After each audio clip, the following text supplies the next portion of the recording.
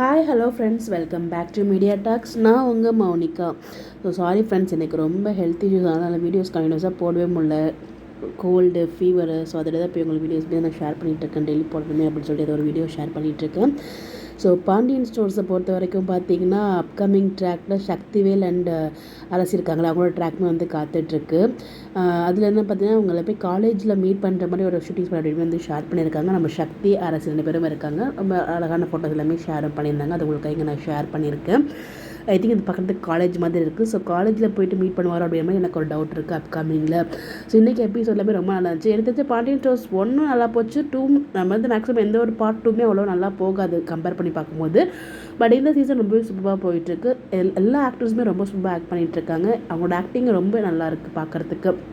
இன்றைக்கி எபிசோடுமே ரொம்ப நல்லா இருந்துச்சு. இதுலேருந்து பார்த்திங்கன்னா, மீனாவோட அம்மா அதனால் இவங்க அங்கே போய் பார்க்குறது. அதுக்கப்புறமா அங்கே ராஜினே வருது எனக்கு. நம்ம இவர் இருக்கா இல்லையா, செந்தில், அவர் அவங்க மாமியார்கிட்ட பேசி போகிறது எல்லாமே ரொம்ப நல்லா இருந்துச்சு. இந்த பக்கம் ராஜி கதிர்க்கான ட்ராக் நான் ரொம்ப எதிர்பார்த்தேன். பட் எதிர்பார்த்தவங்களோடையும் ஏதோ கொஞ்சம் ட்ராக் வச்சுருந்தாங்க. ஓடி பிடிச்சி விளையாடுற மாதிரியும் அது நல்லா இருந்துச்சு.